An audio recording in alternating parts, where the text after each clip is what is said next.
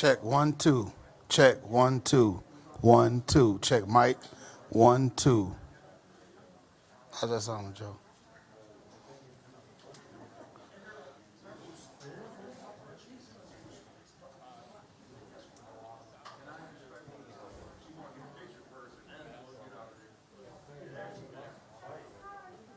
Okay.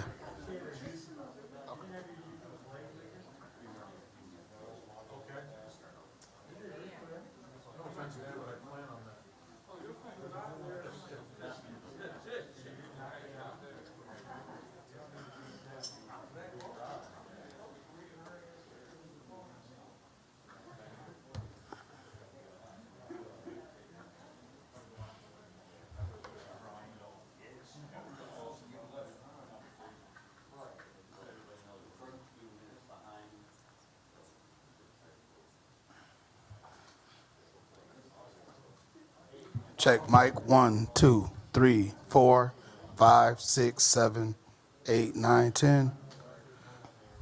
Check.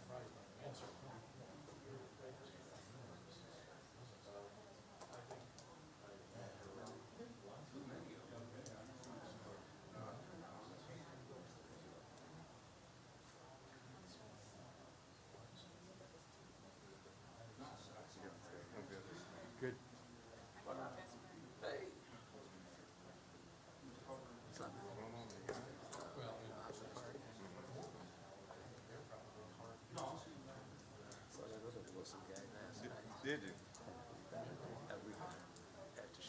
Oh, okay, okay. Gotcha. Yeah, work real through now. Oh, that's cool. Living the life. Somebody's got to I was be it. about to say somebody got to do it. Can't leave Somebody's it got to be empty. it.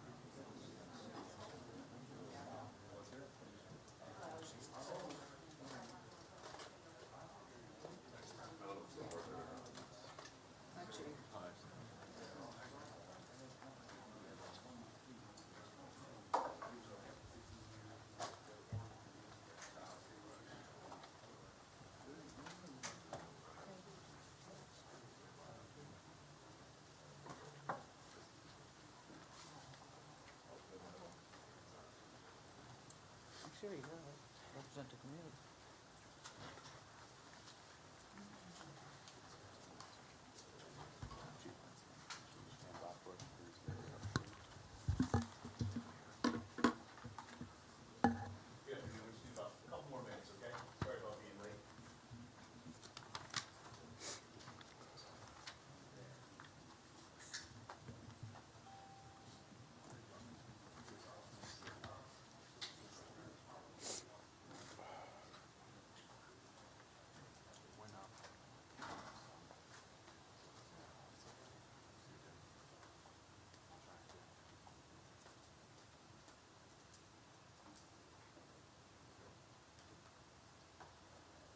Let me know when. Okay.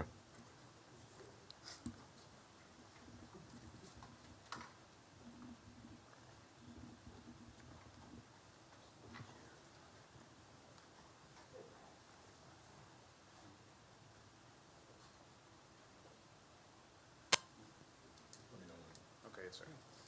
1 minute? Yep. 1 minute.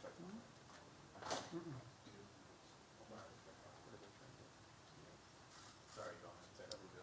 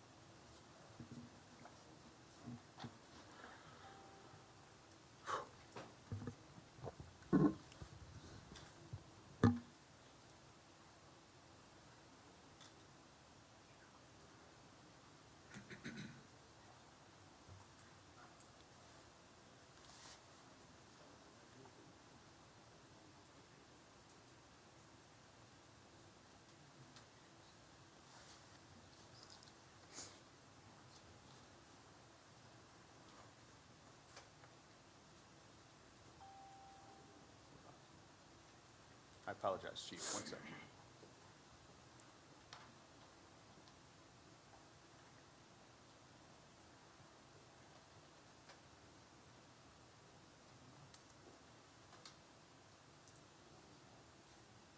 Why do we not test stuff before we start?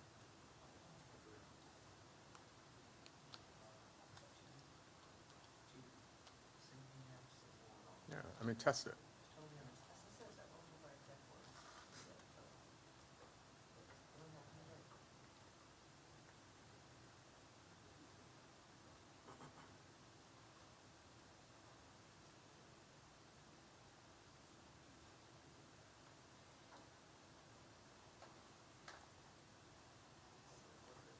Let's take 10 minutes. I'm not going to all stand here.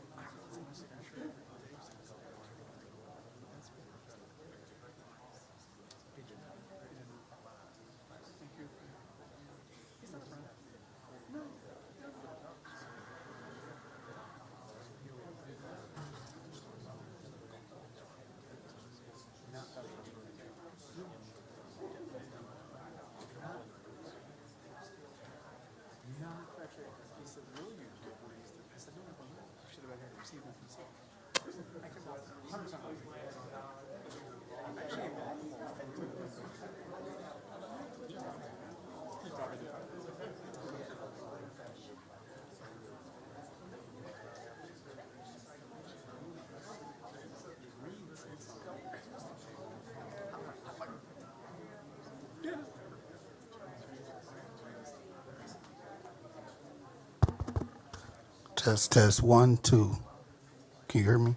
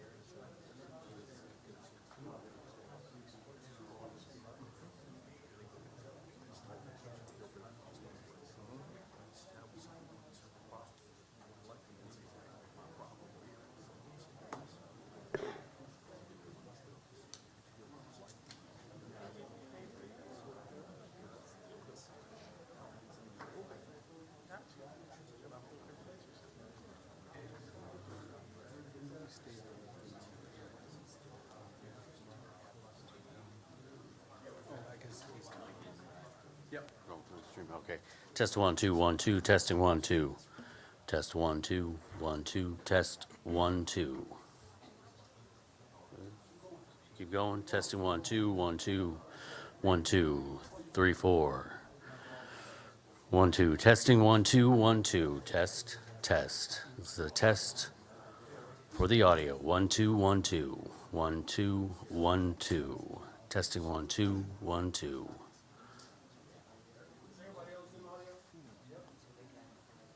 Okay.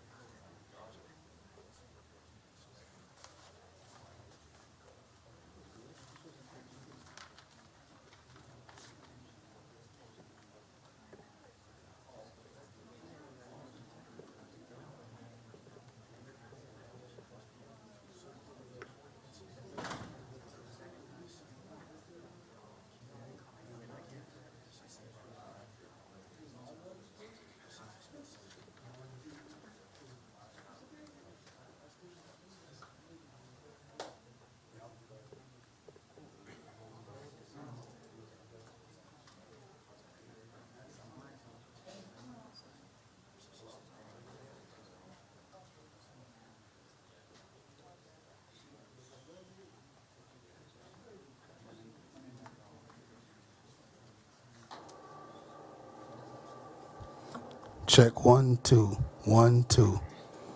Check 1, 2. Nothing?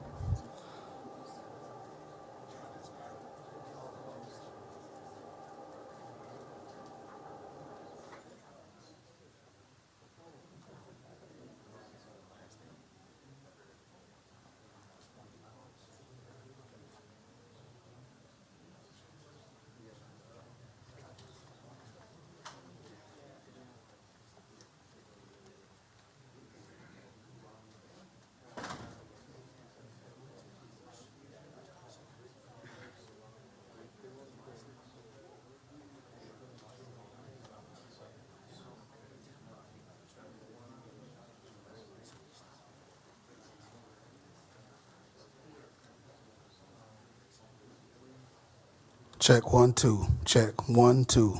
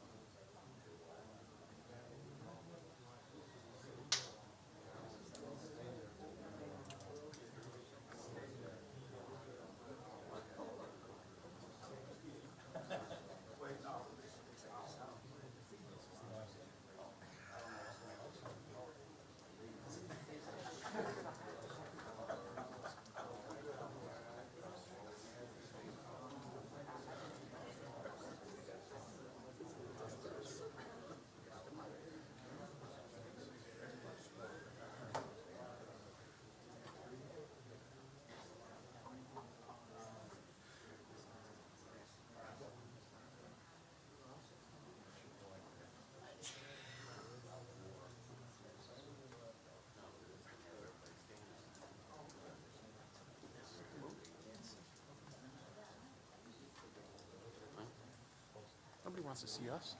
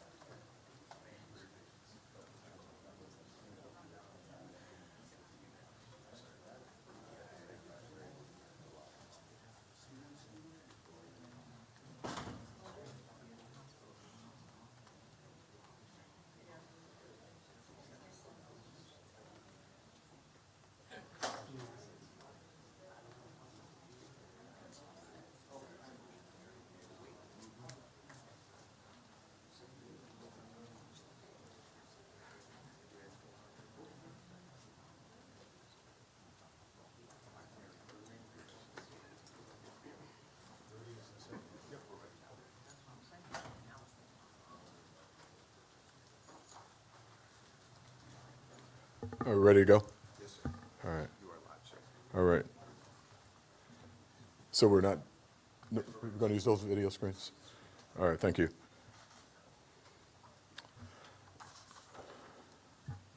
Good afternoon. Thank you for being here for this briefing. Before I get started, I'm going to allow everyone on the dais here to introduce themselves, starting to my left with Deputy Chief Hayes.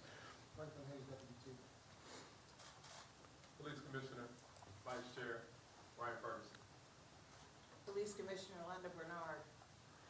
Deputy Chief Mark West. Ronald Wilson, Deputy Chief Detective Bureau. Commander Michael Chambers, Second Precinct. Captain Derek Day, Second Precinct. David Lavalley, Assistant Chief. Charles Fitzgerald, Assistant Chief. Todd Bettison, Deputy Mayor. Eric Ewing, Deputy Chief, Eastern Operations. Deshaun Sims, Deputy Chief, Western Operations. William Sims, Captain, Internal Controls. Director Christopher Gradlin, Professional Standards Bureau. Again, thank you all for being here. Today is a somber day for the Detroit Police Department. Candidly, we were robbed. We were robbed of one of our heroes. The city was robbed of a great father, a great police officer, a great brother, a great son, and a great husband. And we should all be outraged. We should be outraged. This is unacceptable. Minute by minute, the reality sets in that we have lost a hero in this department, one of Detroit's finest. We are devastated, but we are not defeated. We are devastated, but we are not defeated. And we will not give up. We're not going to be detracted. We're going to continue to enforce the law constitutionally and get these trigger pullers, these people who victimize our community, who victimize our neighborhoods, off the street in honor of this great officer. But we need help. It's not just us. We need the courts. We need the lawmakers to step up.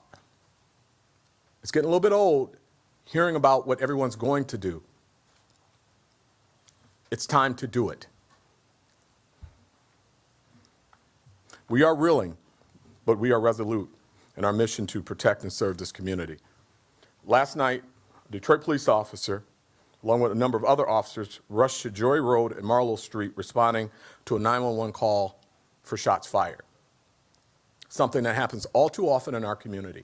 And our officers respond day in and day out, even after this incident happened last night. They responded as they often do. They approached the building using their training and their tactics, and they were ambushed. The first officers arriving were ambushed by this gunman. In that vehicle was Officer Courts. He was shot and later died. He was a 40-year-old man serving this community. a father of 2 beautiful children and a husband, and the son of a retired Detroit police officer who loved his son, loved the city so much that he encouraged his son to join the Detroit Police Department, to continue his legacy. He served with dignity and integrity for 5 years. 5 years. That's it.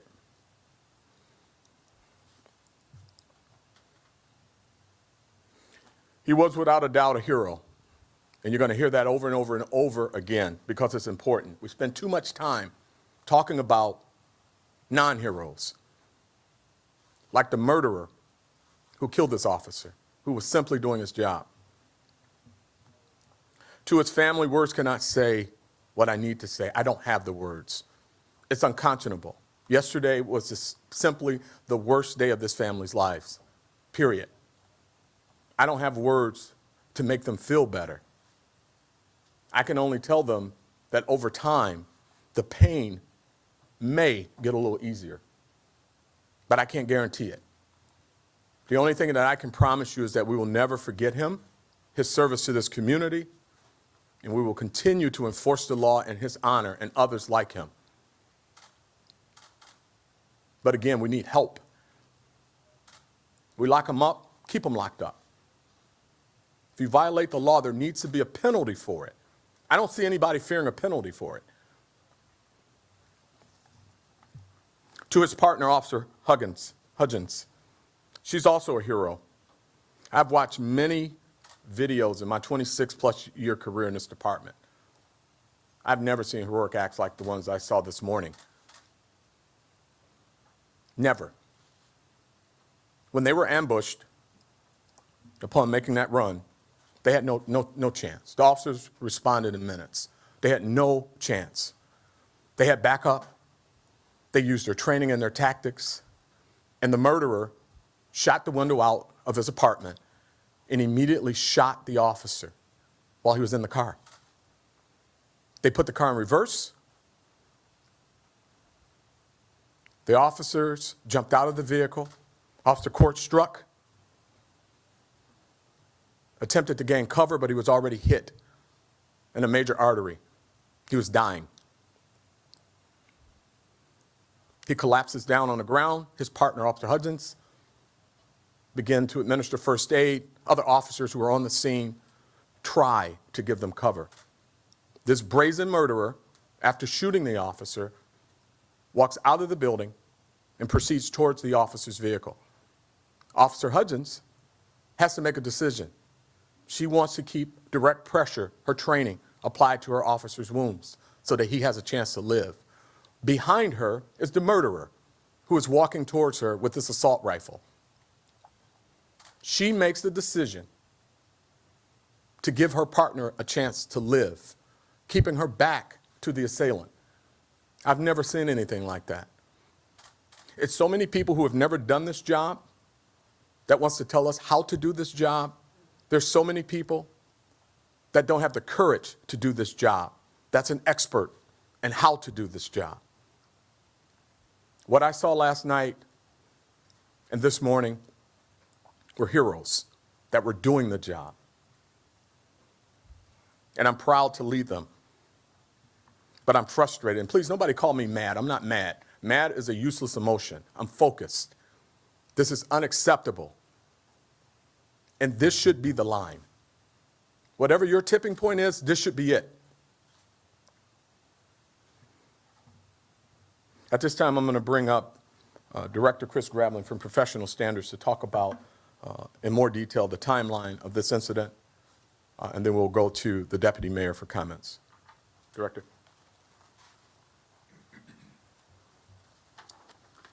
Good afternoon. 7:30 p.m. last night, shots fired call came in from Joy Road and Marlowe in the city of Detroit. At 7:32, dispatch radioed out that location to our responding officers. Multiple units from the 2nd Precinct responded to that location. At 7:39, 2 scout cars were the original responding officers. to include Officer Courts and his partner, Officer Hudgens. What happened, when they got there at 7:39, they drove past the location on Joy Road. Officer Courts did a U-turn, turned onto Marlowe Street, did a U-turn, and positioned his car at the intersection of Marlowe and Joy. What we have seen in evidence is exactly as Chief described. We see an upstairs window being blown out, apparently by ammunition being fired from that window, and then shots being fired at our officers before they were able to get out of the car. The second scout car responding there had pulled onto Marlowe and were quickly out on foot to provide cover to Officer Hudgens and Officer Courts. Next slide.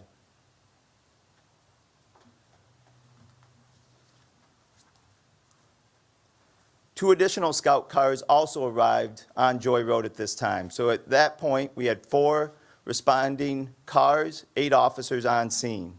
2 of those officers, upon hearing the shots fired, ran back to their car and were able to receive their patrol rifles from their SUV and set up cover positions for our officers. At 7:41, so within 2 minutes of the initial assault, the suspected gunman walked out of the building with this weapon in his hand. This is a 7.62 semi-automatic Draco pistol. It is similar in caliber to an AK-47 and has a banana clip as well. This type of weapon is designed to fire multiple rounds in very quick succession. As he walked out of the building, the other 4 officers providing cover for Officer Courts and Officer Hudgens opened fire and struck the man several times, resulting in his death as well. All of this occurred within the first 2 minutes of them responding to this call.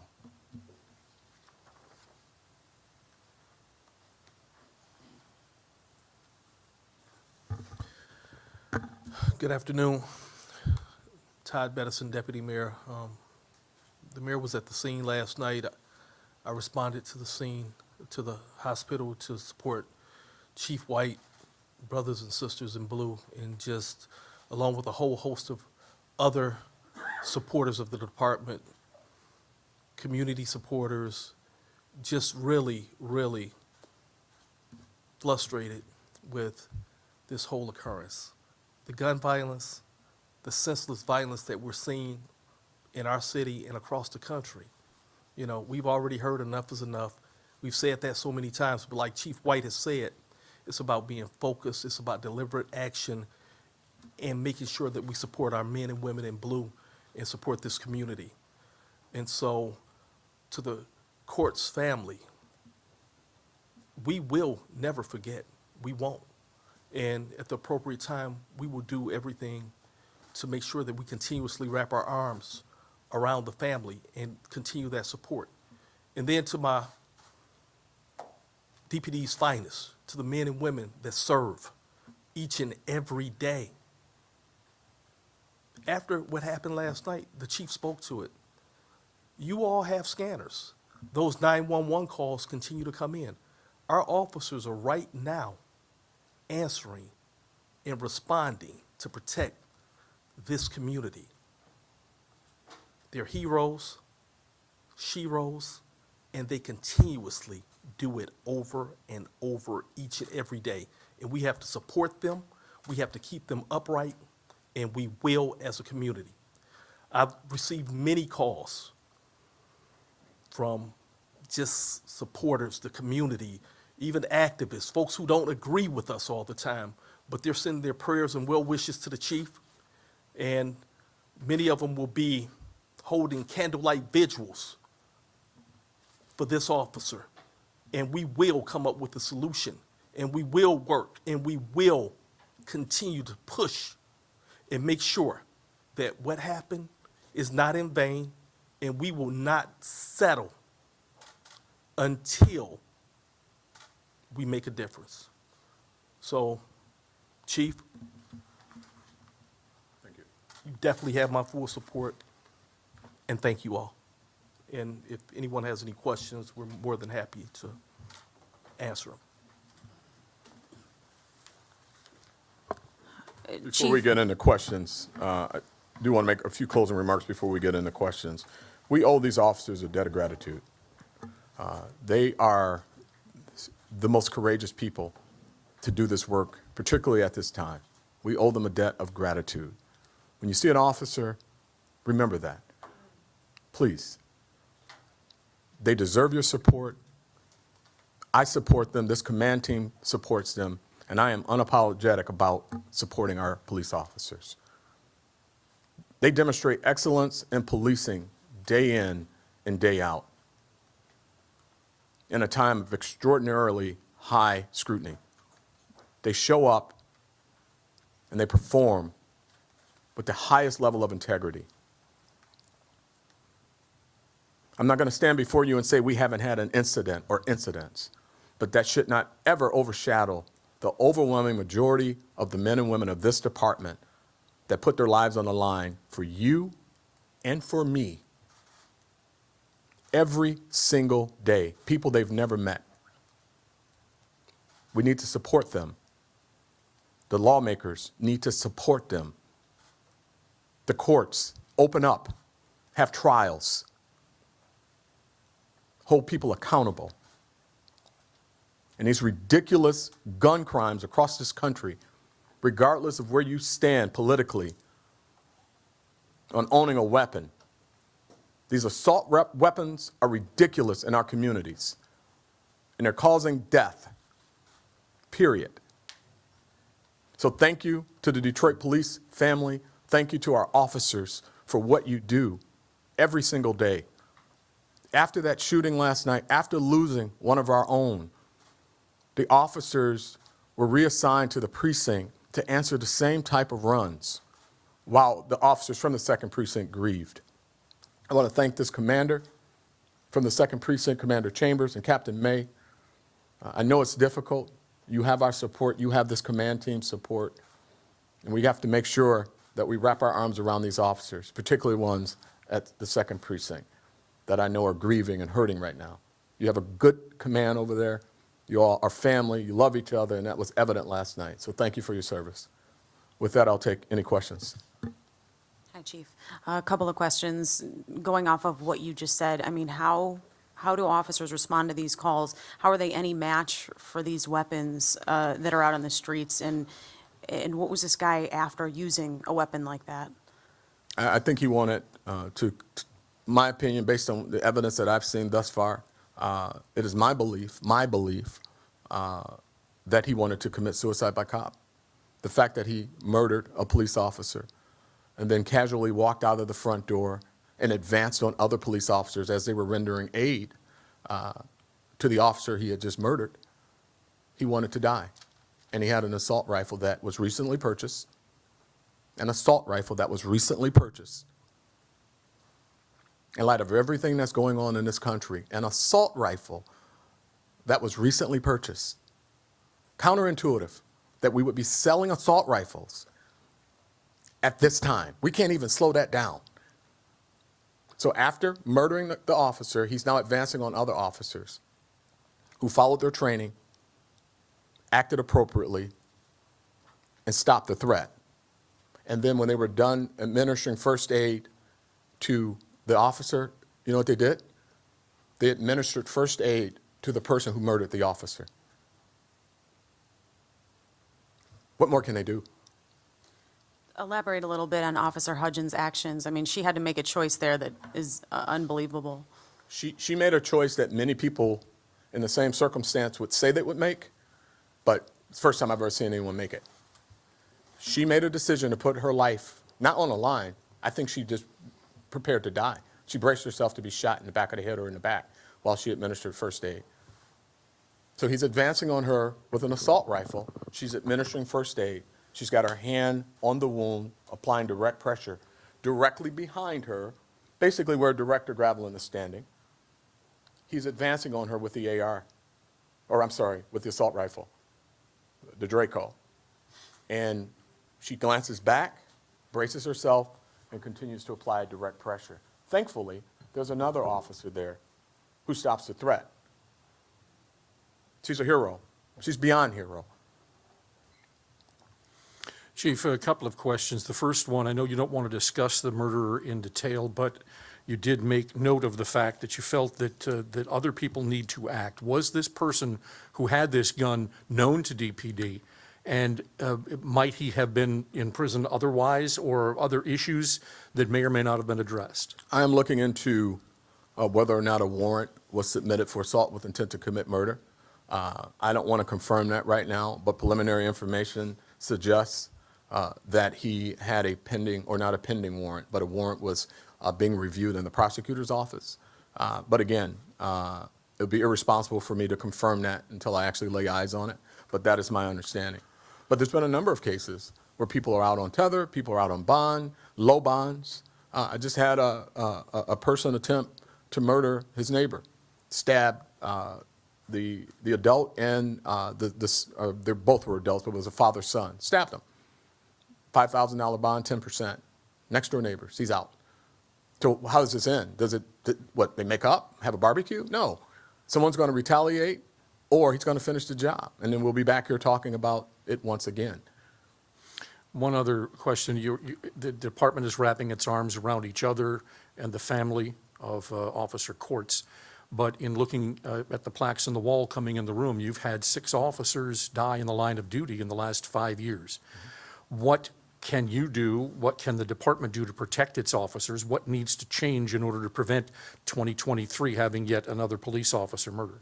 Yeah, well, you look at the uptick in law enforcement officers being murdered around this country.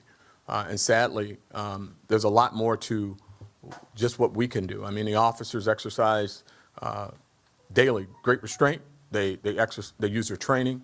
We're some of the best trained, which is why, you know, a lot of agencies try to poach us. They know we've got a fantastic police officer in the city of Detroit. So the officers use their training. They have their equipment. Could not be prouder of how they perform. But the reality of it is, this is beyond Detroit's issue. This is the country's issue in the relationship with law enforcement. It's this, you know, anti-law enforcement conversation. There is zero penalty for criminality unless it's something extreme. There's no penalty for bad behavior. There's no fear of the judicial system. It's not correcting behavior like it used to. When you had mandatory 2 for carrying a legal weapon, it changed behavior for people who thought about it. So now when you carry a legal weapon on Monday and we complete the report, you're out. And you're in the same place with a tether on, waiting on your court date, which may or may not happen for a year or 2. So, Chief, you've talked about the prevalence of guns on the streets for a while now. How does this impact the quality of life for Detroit citizens, and how does this impact the work that officers are doing every day? I mean, you report on it. I mean, the quality of life. I mean, we have a great community. We have tremendous community support. The deputy mayor talked about, even our activists have called me, our activists, and said, this is unacceptable. We support you. We support good policing. We just want to make sure that everything is correct in how you do it. We support you. So when you talk about the quality of life, we're here all too often talking about double shootings, triple shootings. And the officers do amazing work. They do. They make the arrests. We're making the arrests. But how many times do we stumble onto someone who should have been incarcerated that's out on the street committing another act? So it has a tremendous impact. You know, I'm not standing here reporting on a fist fight that keeps happening in and around our community. I'm reporting on double shootings, triple shootings, people in drive-bys. We don't have drive-by fist fights, shootings. So we need to have the right conversation. Illegal guns, that's what's happening. If you're legally carrying a gun and you have a CPL, more power to you. Don't make impulsive decisions, because we see that too. We see last shooting we had, both were CPL holders. Decided to, you know, you look at me wrong, I'm going to shoot you because I've got a shiny new gun in my pocket. Need to use it, just bought it. That's what's happening. But then you got the illegal guns. It's driving crime in our communities. And we all have to care. We all have to care. This is all of our problem. You know, it's comfortable to keep calling it Detroit's problem, right? Look what happened around the state last few days. Look what happened in communities that you barely hear on the news. You all love to report Detroit, but when you're reporting Fraser and other cities that's having shootings, impulse decision-making, road rage incidents, Maybe it gets attention now. So what are we going to do about it? Have a meeting and talk about it? No, we need to take action, and we need to all partner in this. We can do something, but we're not. We're not. We're not doing enough. And so I got a dead police officer, and candidly, it's heartbreaking to look at these officers. But do you know what I dread beyond looking at the faces of my officers?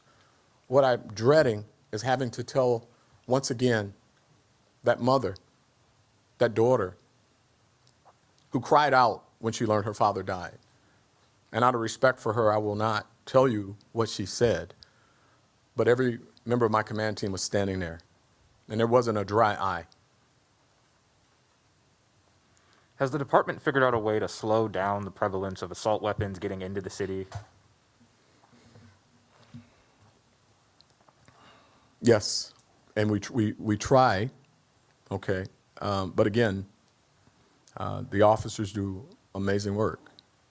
But we are not the whole judicial process, right? We submit warrants, warrants get reviewed, warrants get signed, courts, penalty, absolute penalty. We're not part of the penalty process. We submit warrants, warrants get reviewed. Prosecutor's been fantastic, reviewing our warrants and submitting them, so this is not anything about the prosecutor's work, but low bonds. We've started something now where once we get a victim of a shooting or a victim or a perpetrator of a shooting, we look at, should they even be out? Should they be out? Should they be incarcerated right now? Oftentimes we find they're waiting their court date on a serious felony. So even if you're a victim of senseless shooting, if you're not on the streets and you're not supposed to be, that's a life saved. Because there's a lot of retaliatory stuff that's happening too. So. All right, thank you. You mentioned the Draco semi-automatic firearm. Are these weapons that people should have access to? And when I say people, I mean civilians. Should they have them? Well, you know, my position is my independent position with regards to should they. That's a personal view that I have, and I absolutely feel they should not. An assault rifle is just for that. Okay, it's not a hunting rifle. It's not for hunting deer in November. That's not what it's about. This is an assault rifle. So that's my opinion. But what we're going to do is enforce the law constitutionally, and if you're using those weapons illegally, then we will deal with that. Are you surprised that more people in law enforcement don't share your views when it comes to assault weapons? I don't know what other people in law enforcement what views they share and how they compare to mine. I don't. I have a police department to run and men and women to lead and a city to do everything I can in my power to keep safe, and that's what I'm focused on. I haven't sat at a round table with other officers from other agencies discussing their personal views. We talk about how we can collaborate and reduce crime in our communities. So, but I don't know that to be factual. Right. Hi. I was wondering if you were able to reveal the name of the suspect. We have a confirmation on the name of the suspect. Yeah. We can provide that in a press release. We'll get it to you. Awesome. I didn't want this to be about him. I know. I want this to be about our hero. And so I purposely did not want to talk about the murderer by name. But we'll get the name to you. Do you know if he purchased the gun legally? We're looking into the facts surrounding that. We know at this point that the gun was purchased within the past 2 weeks. We know that he was likely present when the gun was purchased, but I have not confirmed if, in fact, he purchased it. But we're looking into it. And then I know you said you didn't want to talk about this right now, but I guess I have to ask. You said there was a warrant, or you think there might be. Does he have any priors with the department, or was he sort of on your radar? He wasn't on our radar from the standpoint of we're looking for him. He had, and again, this is unconfirmed, so I want to be clear. You know, I get briefed every half hour on this case since it happened. What we're looking into right now is that he had at least someone was submitting a warrant on him. We're looking to see if the warrant was in the prosecutor's office. It was not the Wayne County prosecutor's office. We're going to confirm what prosecutor's office it was in, what was the status of that warrant, and it is my understanding that it's for an assault of crime, a very violent assault of crime, and very, very serious, but we don't have confirmation just yet. Thank you. Sorry, last question. Are you gonna release body cam or dash cam footage? As we've done in the past, while our investigations are active, we release stills, and at some point, we will evaluate the need to release body camera. All right, thank you. I'm Thank sorry you. for your loss. Good afternoon, Chief. You may have said the other hero's name, Hudgens, first name and how many years on the department for her? We got the first name. Amanda? All right. How many years? About the same amount of time, but we'll get confirmation. But it is Amanda Hudgens. Okay. We had the shooting into a house last week on the west side that was on video, made a lot of news. Was that, it looks similar. Was that also a Draco gun? Was that a Draco? I don't think that was a Draco. Was it AR? Yeah, we'll confirm. And I know you don't want to talk about the murder. Do you know if he had any kind of a rap sheet or his age? We do know that he's 19. Okay. And he has some history, but I can't recall it as we speak. Prior contact with us? East Point. All right.